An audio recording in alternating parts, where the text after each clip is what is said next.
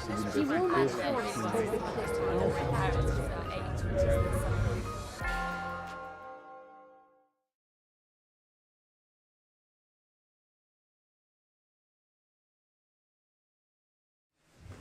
was asked to give a public lecture to non-specialists. I'm kind of slightly worried that there's a whole load of specialists in front of me.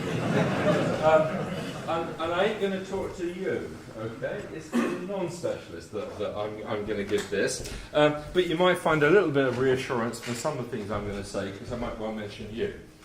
Okay, so I left that one up at the beginning, because this year is the International Year of Light. And we're celebrating a whole raft of things where light-enabled technologies are making a difference to the world. Okay, but that's what I really said I was going to talk about. And I've got a number of... being a retired physicist, you end up with lots of affiliations for some reason. That's NPL, where I'm absolutely delighted to be the chair of the Quantum Metrology Institute at NPL. That's Imperial College. That's the view that I used to have from my office at Imperial, and it was the view that Donald had from his office at Imperial. And that's Chichely, where sometimes I live, and where we've been developing a lot of the strategy for this. Okay, so I'm going to make some claims now that sound preposterous, but I'm going to try and defend. And so this is the kind of menu. People say, well, why are you talking about quantum technology as a transformative thing now? Surely it was transformative in the 1920s.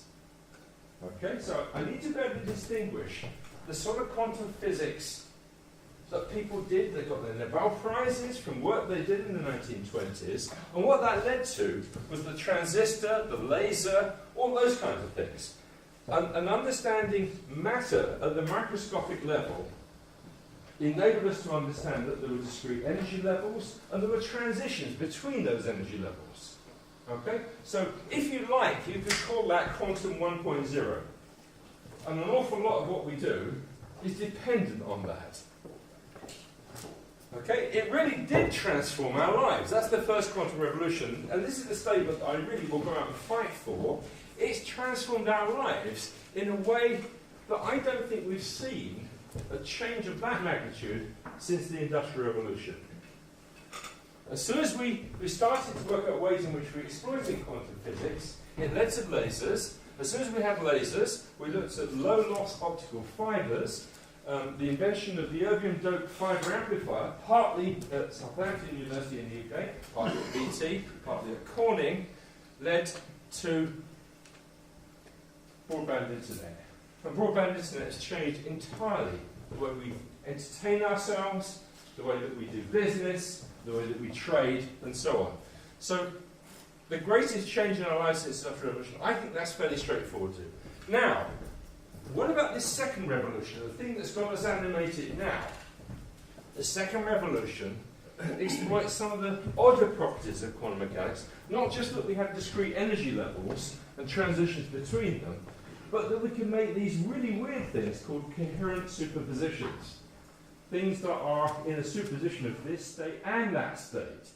And to utilize that, and if you like, you could call that quantum 2.0, a phrase that my colleagues Stephen Till and Jonathan Pritchard have been using quite a lot, to distinguish themselves from the earlier one.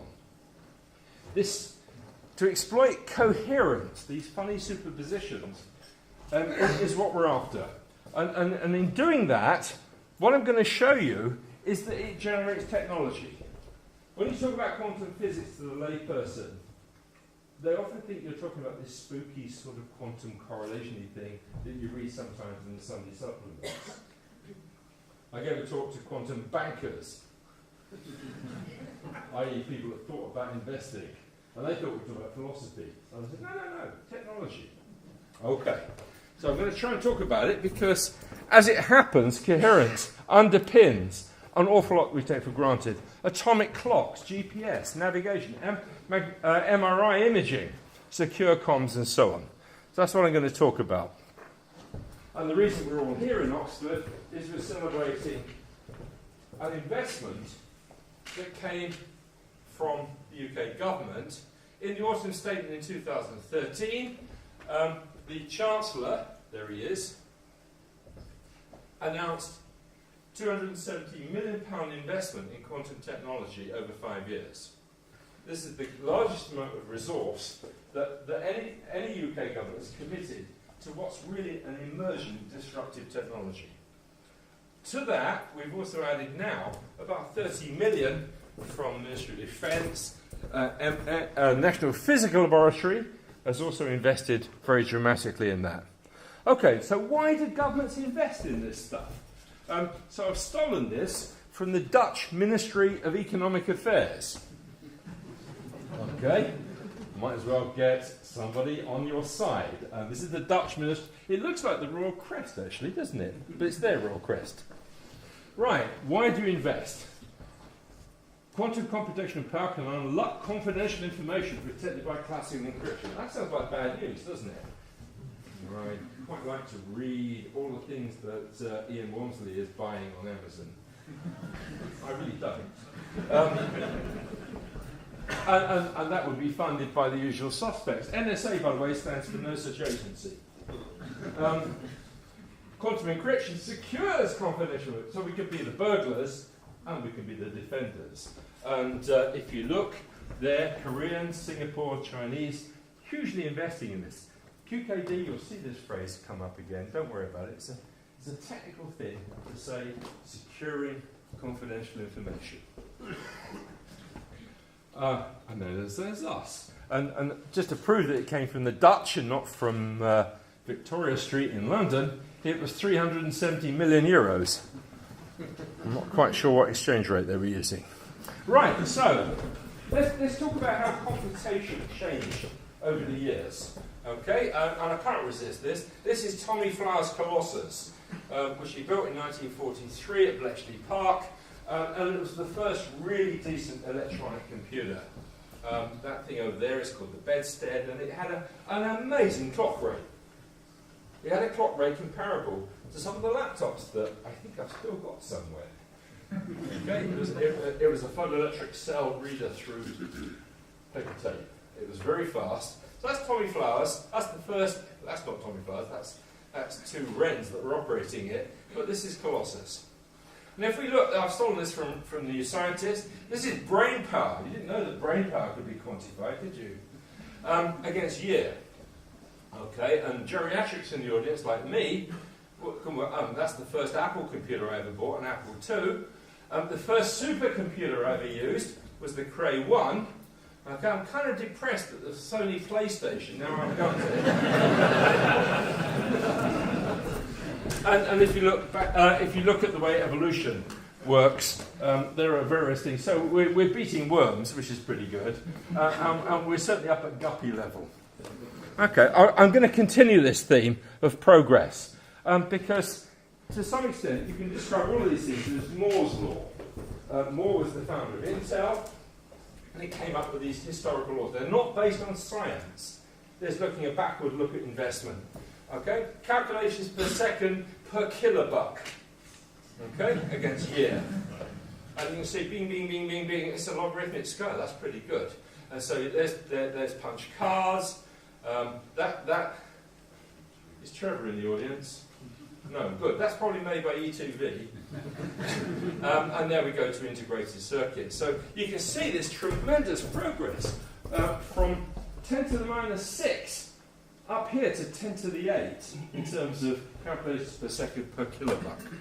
I'll come back to that. That's another way of saying the same thing. This is calculations per second per kilobuck against year. And what we've done now is calibrated against brains. And you can see that, again, we're beating the worm and close to the guppy again. How about supercomputers? Well, they're the same thing. They're growing and growing and growing. Let's pick up one that we kind of like. There's the two blue genes over there. And we're going up on this curve. Why are we going up on this curve? Because economics tells you will. Because the investment strategy for the IT companies is based on meeting the roadmap predictions for the future. So they judge their investment, so we've got to get there. Will it continue forever? What do you think? All right. I'll come back to that in 2 slides, I think. Let's look at the way that the inventions are adopted. How long does it take before something that's disruptive gets adopted? There's a telephone, and there's the web. And this is years of adoption. So it took tens of years to adopt the telephone, the radios. Wow, look how fast it's getting now. Okay? Technology has very rapid adopters now. Okay, things are changing. There's a lot of consumer demand for better and better and better IT. Right, so will it go on forever? There's ENIAC, which was the first American programmable machine in 1947. And you see it can progress, it can get smaller. There's a Pentium chip. And what Roger Keyes did is he plotted the number of atoms that are involved in a switch, in a bit operation against year. Okay? Blimey, it fits the same logarithmic scale. It's a sort of inverse Moore's law. And if you keep on going, that line, if you believe Roger Keyes' extrapolations, which are more or less true, we get down to 1 atom per bit. You're not going to do better. Okay? So Moore's law is going to stop. It'll be replaced by something else. And when you're down to 1 atom, it means that you need to understand atomic dynamics. That's quantum physics. Right.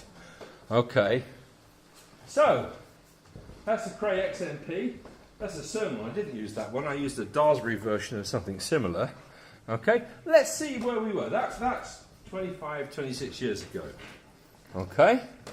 Right. They're large, they're rare, they're expensive. This bit here is quite neat, really. You sit on them. Okay?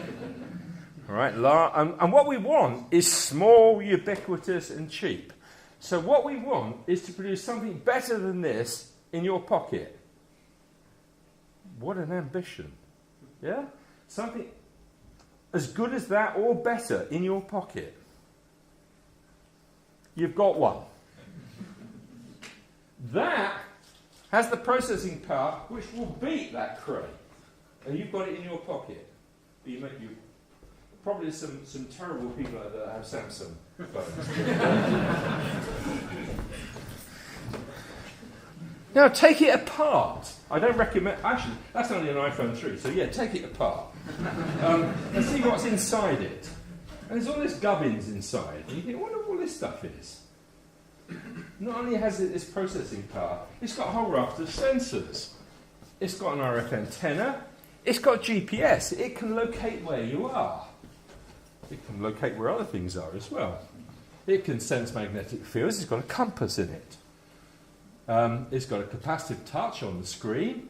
Okay, it's got accelerometers. It's got a gyroscope that works on MEMS. It's got a noise-cancelling mic, for heaven's sake. All these kinds of things, they're inside that. So if you look inside, you've got this processing box. Let's make it smaller and smaller. And I've taken all these slides from Andrew White, who runs the Quantum Engineers Systems Centre of Excellence in Australia. I chair their advisory board. And they're too good not to share with you, aren't they? Right, so blow it up, and blow it up, and blow it up, and blow it up, and blow it up, and blow it up. Whoa! Now, if we carry on with this blowing up business, and remember Roger Keyes' graph of 1 atom per bit, we're going to get down to an atom. What on earth can we do with an atom? Okay, so that's what it already does.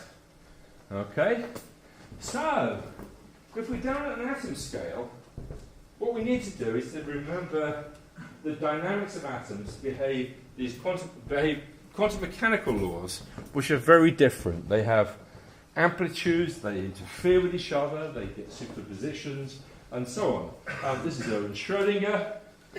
Okay, that's Schrodinger's equation. And what we need to do is to engineer a future there. Now, old quantum physics, the stuff that I was taught when I was a student in the middle of last century, involved all this sort of stuff.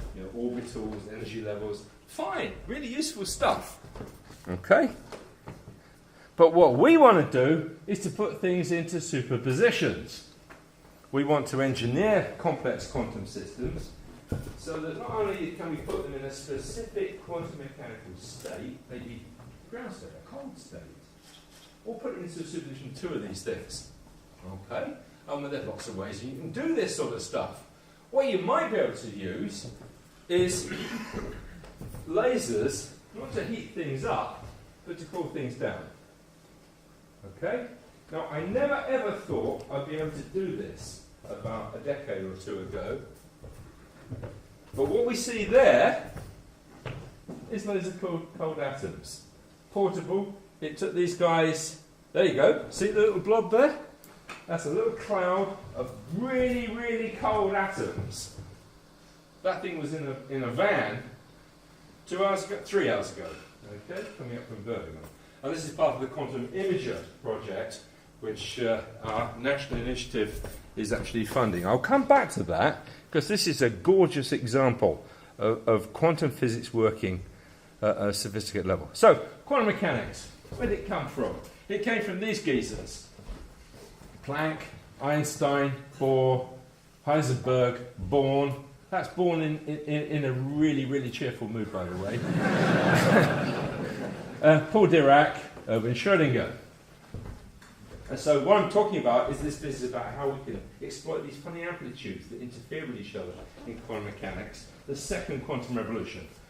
Clocks, GPS, quantum sensors, and making really precise measurements, quantum computing, quantum crypto, ways in which you can encrypt things that are immune to external attack. All right, so let me just remind you what the world was like 100 years ago. 100 years ago, you communicated with each other across the world by the telegraph system. So here's a map of the world with the light indicating how continents communicated with each other down the Suez Canal, Red Sea, across to India, around to Australia and so on. This was a telegraph system. What's it like now?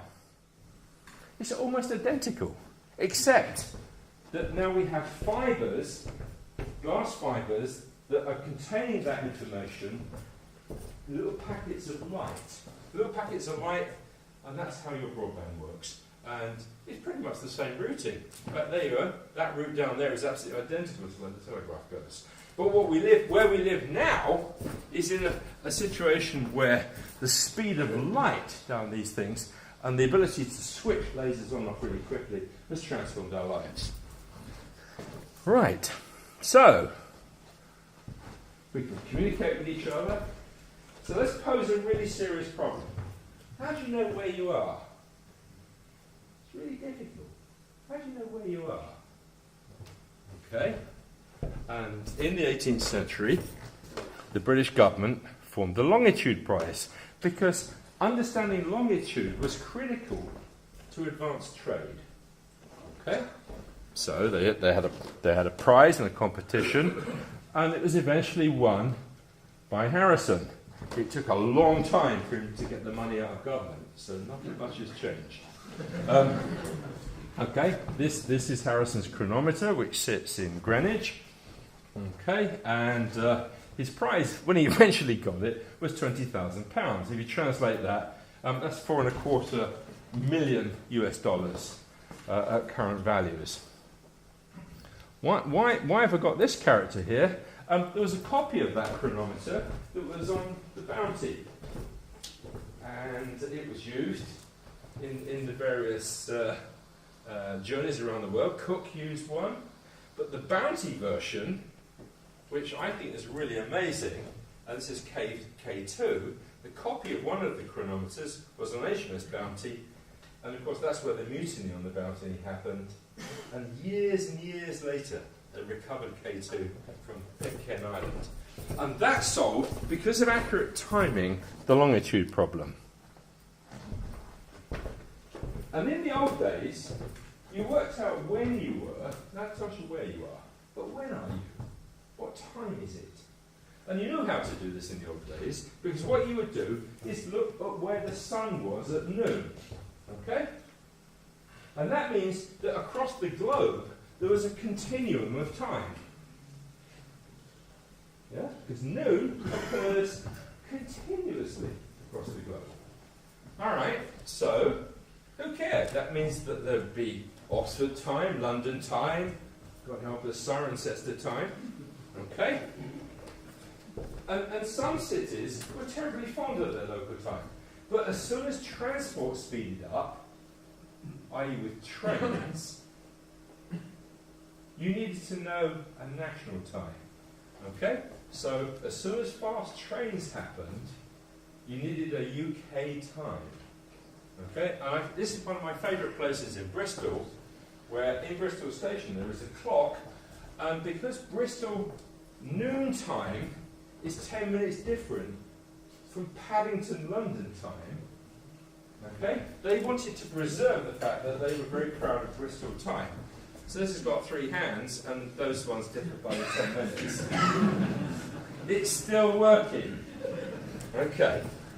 So steam revolutionised the UK. Absolutely transformed it. It caused this timing problem. Some of you may know the phrase steampunked. Yeah? Right. I've got this fantastic example of steampunk. This is not a joke. The steam internet.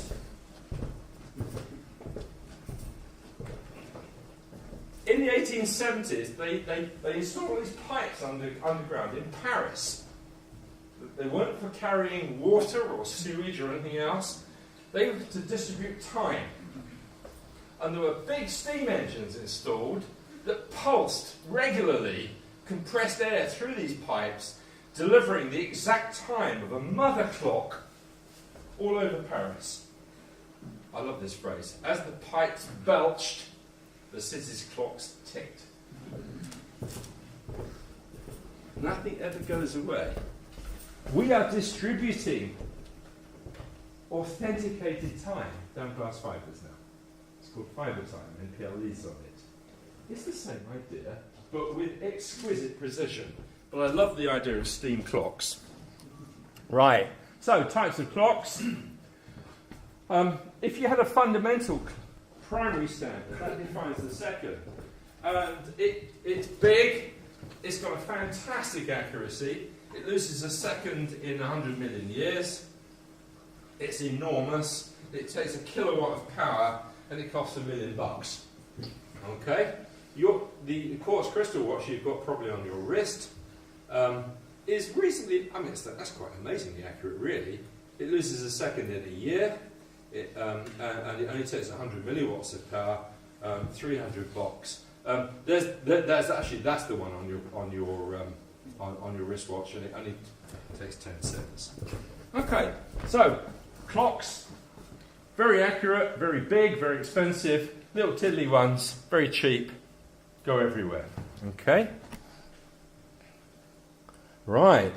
So it didn't take very long before people thought, I wonder if I could use an atom as a pendulum and have atomic time.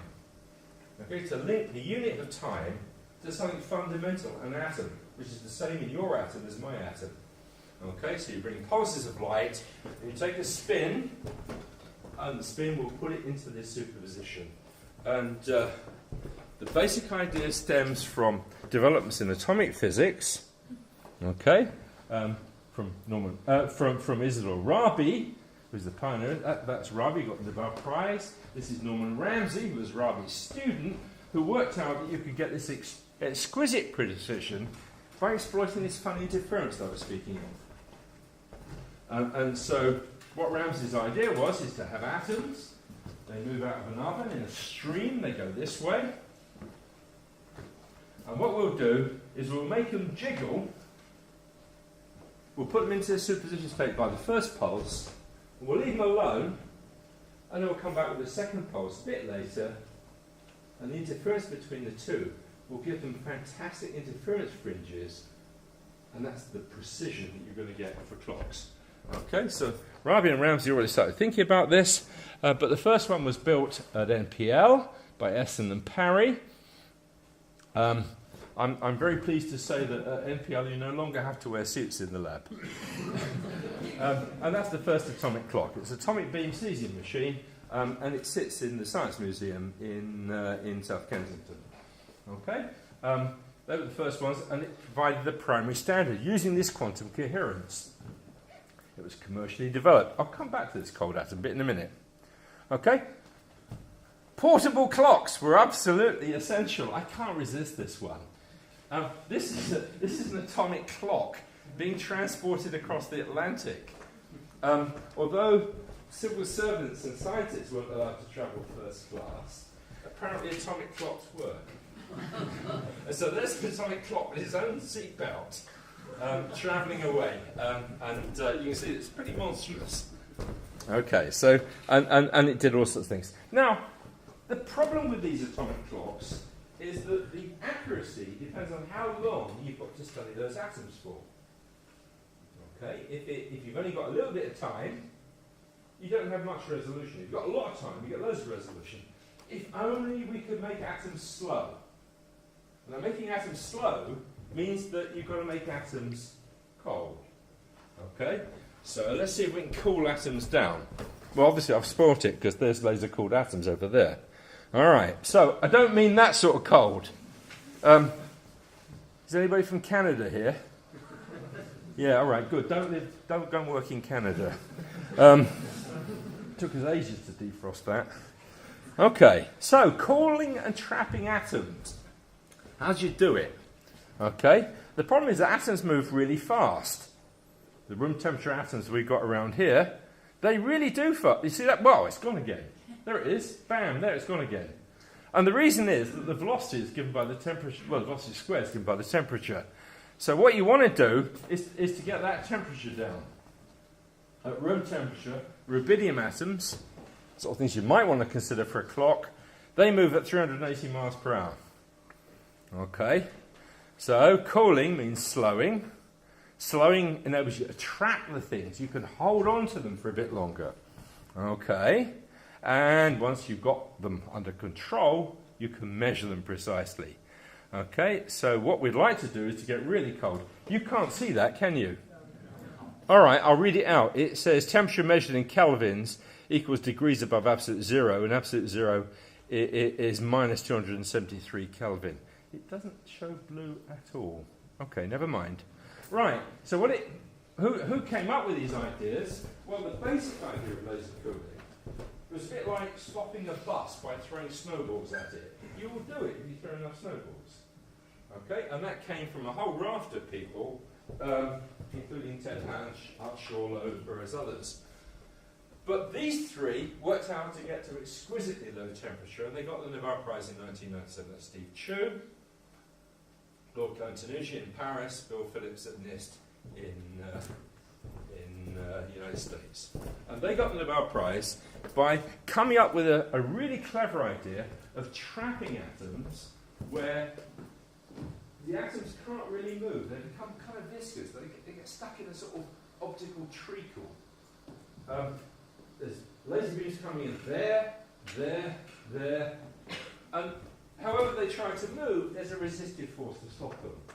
Okay, and that trap, sometimes you can call these things, if you put the right magnetic fields around it, a magneto-optical trap, and that's what you see here.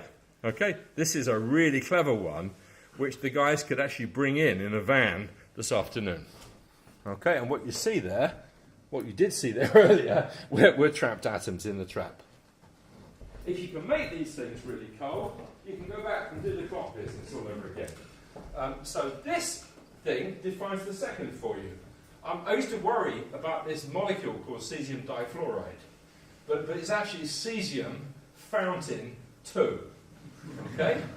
And what you do is you trap these things in one of those traps that I just showed you, and you unbalance the trapping beams, you throw them up, and they come back down again. And they're really slow. They creep up and they creep down again, and they've got this exquisite accuracy down there. That defines the second for you. Oh, you might do better if you got away from radio frequencies, microwaves, and use optical frequencies. How are you going to do that? Well, first thing you need to do is have something that's trapped, a single ion, or atoms in an optical in a lattice. You could do both of those. Next thing you need is a really stable laser with a reference cavity. You can stabilize it, and that's what this thing is. Okay? And then you use a counter that goes tick, tick, tick, tick, tick. And that's a frequency cone. All of these things could then be put together, and it is put together at the National Physical Laboratory. Okay. And then this is something I've stolen from Christoph Salomon. And this is relative accuracy. And you can see that here are the conventional microwave clocks, and over there are the optical clocks, these new ones. And eventually, we start using these cold atoms. We're probably going to have to redefine the second. Probably. Metrologists are very careful. Okay? And you end up with a fractional accuracy down here of parts in 10 to the 18. Now that's terrific, because now my atom won't tick the same rate as yours, because I'm further up than you are. And the gravitational potential is different from where I am and you are. And that causes Einstein redshift. So you will tick differently to me. So we have to compensate for all of those things. And you think about that, you think, hold on, that means I can tell about the geological profile of the Earth around me, because the tick rate's different. All right, we'll come back to that. Right. Did anybody have a chance to play with Patrick's outside? Yeah. It's cool, isn't it? If you try to trap an ion with a magnetic electric field, it forms a saddle. Okay? It confines that way, but it will fall off that way. You think, oh, now what can I do? You rotate it like crazy. It doesn't have a chance to get out. Okay? So Patrick had one which was hand cranked, and that's what this does. And this thing is like the ion that's trapped in exactly one of those things. Okay. Stop. Don't want you anymore. Why does that affect all you lot? Because these kinds of atomic clocks enable you to tell where you are. And that's how GPS works. So you sit on the Earth, and you think, how many satellites can I see? And if you actually look on your phone, it will actually tell you how many satellites you can see if you poke it hard. And it's comparing where the various satellites are and using geodesy to say, you must be there then. Okay? And your sat-nav works that way. All the geolocation on your phone works that way as well. And it's entirely enabled by atomic clocks. So there's a tremendous vulnerability of us all to the accuracy of atomic clocks. Okay? Distribution of power on power grids, transportation systems, communication systems, banking. I'll come back to some of those. Okay? They all depend on our ability to deliver precise, controlled timing accuracy. Right. That's the English Channel. These are ships chugging up the English Channel. We're incredibly vulnerable to GPS. That's why we navigate. We're going to bounce off each other if we don't do it well. If GPS comes down, we've got a problem. Okay. So, have we really got a problem? Oh, I'll skip that. That's boring. So's that. What we want to be able to do is to do really good timing. This is the way we use these little compact clocks, put them in electronic racks, and they can timestamp things. Why does it matter? Right, you didn't think you were going to hear about the banking crisis. I should think, some of you, unless you heard me talk before. On the 6th of May 2010, there was the flash crash. It was initiated by automatic computer-controlled trades, microsecond trades. Okay? About 4.1 billion computer-based cells is one that triggered it. Okay? It led to an evaporation of 650 billion pounds from the US equity market. Shares of Accenture fell from $40 to a cent in minutes. Okay? There's the flash crash. And at the time, we worried about this. And I remember talking to the finance minister in the UK, George Osborne. No, it wasn't George Osborne then. God help us. And he said, how are you going to control automatic trades? And we said, forget it, you ain't going to do it. what you will do, and what we will have to do, is to work out who did what in what order. And that means that we've got to use these atomic clocks, these chip-scale atomic clocks, so that we can timestamp all of the things that happen in automatic trading all the way through. So the transactions are completed in microseconds, so we need to be able to timestamp every switch, every router, every server, processor, GPS receiver with that kind of accuracy we get from these quantum-enabled atomic clocks. And we need thousands of them. So that's a challenge for us. Okay. And we are doing that. Now, these quantum things, I told you about the clocks, that your clock will tick at different rates than my clock, because I'm higher up in different gravitational field. It's sensitive to the environment. So you can use these kinds of things to do all sorts of precision measurement. If I could use cold atoms, the ones I spoke of, then I could not only make accurate clocks, these funny things that use this interference of atoms can tell me how I'm accelerating, and it can tell me how much I'm rotating. Okay, and so that's one of our challenges now. Okay, why have I got this slide up? Billions of pounds are wasted every year in the UK because we dig up holes in the wrong place. Okay? Half the holes dug in London are in the wrong place. The reason is we don't know where the buried infrastructure is. If we could get a factor of 10 enhancement in our ability to sense what's below the ground, what would we be able to do? We'd know where the pipes are. We know where the distribution systems are, and so on. And we wouldn't be wasting billions of pounds every year in digging holes in the right place. How could we sense things that are buried in the ground? Well, I just told you, your clock ticks at different rates than mine. Okay, because the gravitational potential is different. Maybe, oh, look, there's a vacancy there. It would change the gravitational field. No, there's not a vacancy. There's a person sitting there. I could actually scan that. What? How far am I away? About 2 meters. Yeah. If I could do it at 3 or 4 meters with extreme precision, then I can sense it. And that's one of our challenges. If we can miniaturize this thing will do just what I've said. It will sense the gravitational field. You can't see it except the folks at the front, but over here it says the gravity imager. That's the intent of the UK programme that's funding this. All right.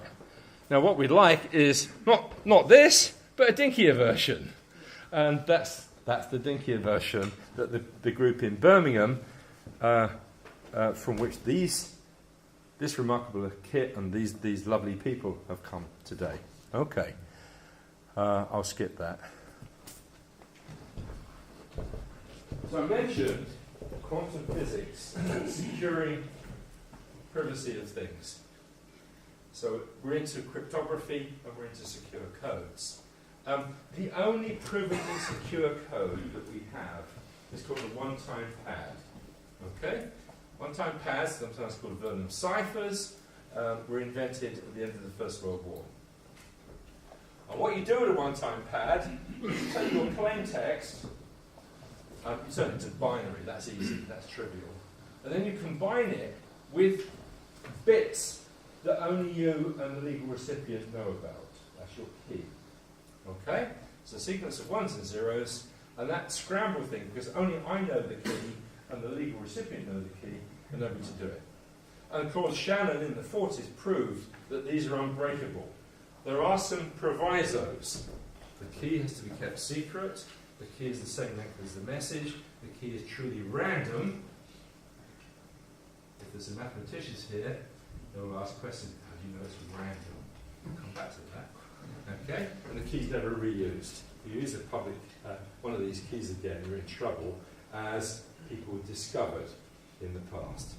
So how are we going to get this Shannon? This is for Shannon, by the way, one of the great heroes of information theory. All right, so single key cryptography. Alice and Bob. Alice wants to send a message to Bob. So what does she do? She has a mathematical process by which she takes her message and she locks it up in a safe. Okay? And she sends that to Bob, who's also got a key, so he can unlock the safe. Okay? So Alice has got a key, Bob's got a key, and an eavesdropper in the middle hasn't got that key, can't get in. Okay? Key's got to be kept. Oh, but that's the same thing. I've said that already. All right. So, classical cryptography. You take your unprotected data, and what you do is you combine it with the key by some algorithm, and then you transmit it publicly. Okay? But it's protected because the burglar, the eavesdropper, doesn't have that key to unlock it all. But Bob not only has the key, but knows what the algorithm is, can undo it and get back the unprotected data. All right, so we need a random number. What's a random number? I can't resist this Dilbert cartoon. How do you know it's random? So is Dilbert down in accounting? He says, "Is my random number generator?" Random number generator says 9, 9, 9, 9, 9, 9. How do you know it's random? How do you know it's not random? Okay, interesting questions. Interesting questions. So, can we generate, using quantum technology, things where we have some confidence that things are random? Yeah, you can. All right. So, quantum cryptography. Stephen Wiesner had an idea in 1970. He wanted to build unforgeable banknotes that weighed several tons. Didn't go very far. Then Charlie Bennett and Gilles Brassard proposed a secure communication effort. This is Charlie Bennett, this is Gilles Brassard. And then Arthur Eckert, here in Oxford, who was then my DPhil student, independently found a way of using entanglement, one of these other funny correlated quantum property. And then a whole raft of people started to develop experiments on this stuff. So I thought I'd show you the Bennett-Brassard protocol in very primitive form. Okay? So my plain text, for reasons that escape me, are the two words quantum optics. Okay? And so what I do is I turn it into numbers. That's easy. So C is the third letter in the alphabet, so we'll just give it 3. Okay? And A is the first one, give it 1. And then if I had a random string like that, I need an algorithm to combine the random string with the plain text in numerical form. And if you look at it, it's fairly straightforward. 19 plus 1 makes 20. 3 and 20 makes 23. Okay? And it's absolutely obvious that 21 and 19 make 10. Come on, I can tell you the basis of the arithmetic that I'm using. Okay? What base am I using? Yeah, okay. Never mind. 14 and 19 make 3 in that base. Yeah. That modular arithmetic you might think is really hard. You all use modular 12 arithmetic. Okay? Clock goes bing, bing, bing, 11 o'clock, 12 o'clock, 1 o'clock. You use modular 12 arithmetic all the time. I'm just using a different form of it. Okay, so that's my ciphertext, which is unreadable unless you've got that key to take it out. So what we've got to do is establish a secret key. And there's an algorithm, and my algorithm was pretty simple. It was called addition. Modulo something I haven't told you about. Okay? And there's decrypt is just using that algorithm again. All right, so what we'll do is we think, all right, now I need a quantum thing to send. And I can send these particles of light, photons, down the channel. And light can be polarized. So I can have linear polarization like that, and linear polarization like that. And Polaroid does that in your Polaroid specs. But I can have circular polarization like that, or circular polarization. I've got 4 bases. Okay. So Alice can say, I'm going to send a 1. And Alice has decided to send a 1 in terms of that particular circular polarization. Eve doesn't know what it is. Eve makes a guess. 50% probability. What Eve's done is guessed it's linear. And of course, circular I can decompose into a linear that way and a linear that way with the right phases. Okay? So Eve, 50% probability. Bob that active measurement has changed the system. So Bob's got a problem. In quantum physics, the active measurement disturbs the system and reveals your presence. The eavesdropper will always be revealed, and that's the secret for all of these things. And in fancy ways, using the echo protocol in terms of entanglement, using time bins and so on, lots of you looked at this, and you can now market these things. And ID Quantique is actually here at the meeting for the next 2 days, and they will sell you these things, and they've used it in trials under Lake Geneva. They've actually secured the canton elections in Geneva. We have a vision to actually rekey satellites or to transfer stuff in space. That's not been done, it's an aspiration. Okay. Right. So you can see that quantum technology is beginning to come out of this philosophy into real things. And you've seen all this stuff. That's Babbage's engine. Okay. That's a wafer. That's what happens if you get down to nanometer scales, and this is atoms. Can we do computation that way around? And of course, yes, you can. Now, is that the next one? Yeah, it is. You can't read that, but I'll tell you what it is. That is an invoice from the Rutherford Laboratory who needed to update the biggest computer in the UK. Okay? And if you could read it, it needed to be signed off, not only by the director of the Rutherford Lab, but by the minister. And it was for 2 megabytes. 1974. Okay, the bill you can't read. If I translate it, the total cost, okay, was absolutely astronomical. On the other hand, from Amazon, you can buy very easily a terabyte store, okay? So it's 4p per gigabyte compared with an enormous amount over here. That, if you translate that into current scale for a terabyte, it will cost more than the UK defence budget. All right, so we need to do better. We need to use quantum mechanics. We know that computation is a physical process. Now, 20 odd years ago, if I said that in front of computer scientists, they start throwing things at me. Okay? But it is true that you do computation on a physical object. And the hardware obeys the laws of physics. And the laws of physics are intrinsically quantum mechanical. So you see, what would a quantum computer look like? Okay? There's a great quote I found. Computers of the future may weigh no more than 1.5 tons. Okay, that was Popular Mechanics in 1949. Okay, what would a quantum computer look like? Okay, if you could build it, let's have a look. All right. That would generate a quantum transit. It would generate a gate. Okay, and it weighs quite a lot more than a ton at the moment. But our vision is to say nuts to that. We'll build it on a chip. Okay, using quantum manipulation. So what we want to do as part of the UK Quantum Technology Initiative is to actually be able to exploit chip-scale devices to exploit these quantum events. So just to demonstrate what you can do, classical bits. I can put a classical bit in a state 0 or in state 1. Like a spin up, a spin down will do, for example. So about a 3-bit register, how many states have I got? I can do it from 0, 0, 0, right through to 1, 1, 1. Okay? How about quantum mechanics? What could I do differently? Okay?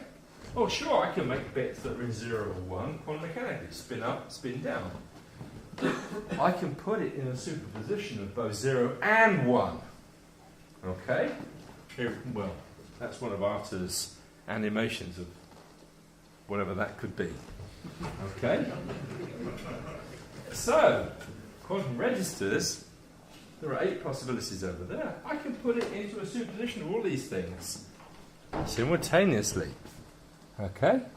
There are, for 2-state systems, there's n of them, and you put them into appropriate superpositions, there are 2 to the n per states you can access. So if I could control 1400 quantum bits, there'd be 2 to the 1400 states you could access. That's larger than the number of particles in the visible universe. Okay? So 1400 bits under complete control would outrun the largest computer that you could ever conceive of, if you could get it under control. 1400. We're working our socks off to get 20. Okay? It will happen, though. It will happen. The roadmap is there. Which technology? There's lots. Trapped ions, superconducting stuff, all sorts of things that are being explored. So what we have is a kind of roadmap. This roadmap was done by my friends Jonathan Pritchard and Stephen Till, working with the community on things that you could develop quickly, middle term, long term, and the various applications.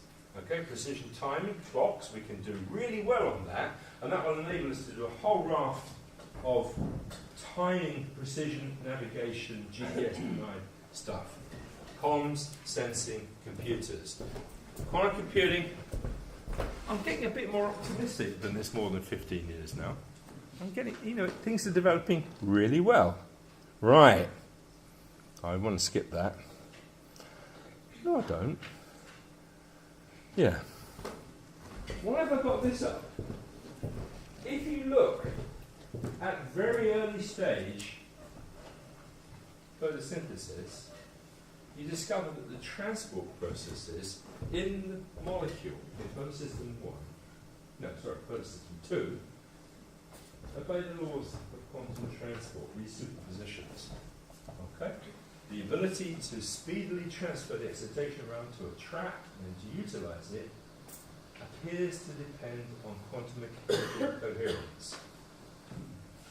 The reason we are here on this planet is because of photosynthesis.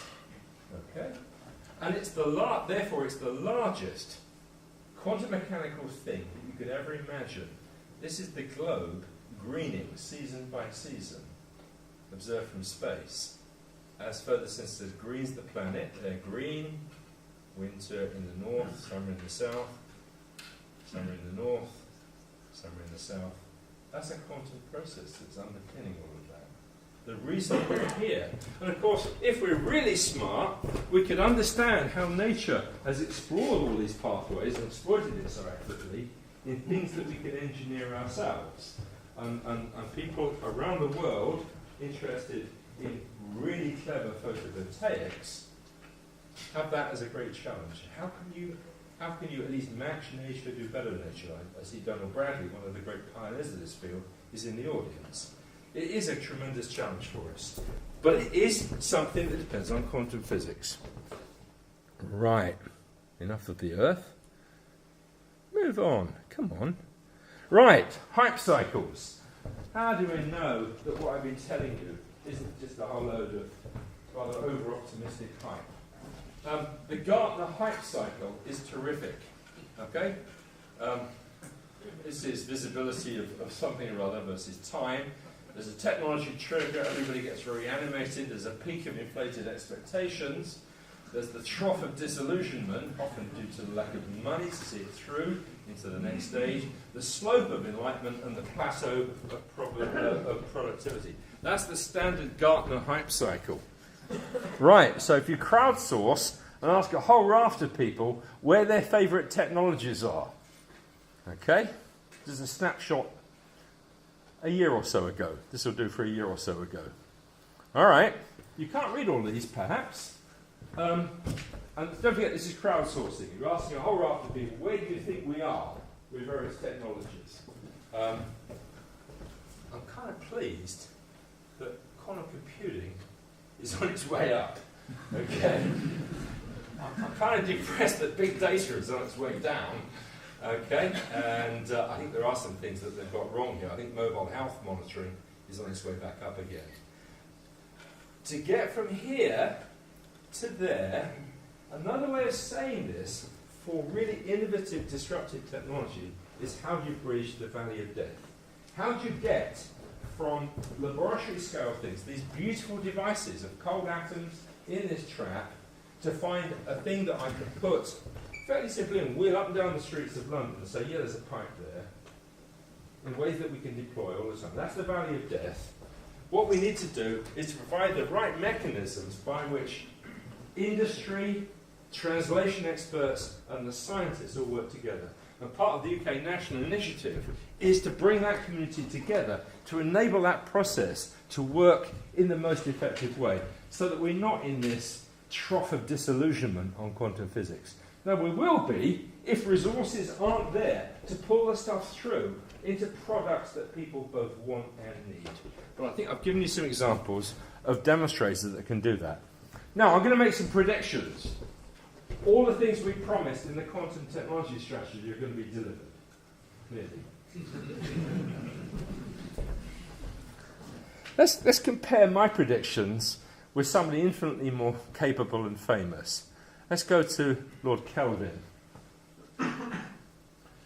This is Lord Kelvin, great beard.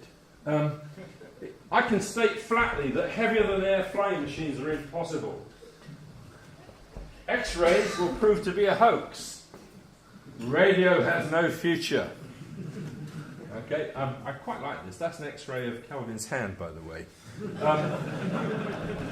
And I think it's entirely appropriate that one of the leading figures in the UK National Quantum Technology Strategy has, where he occupies his working space, is in Kelvin's house.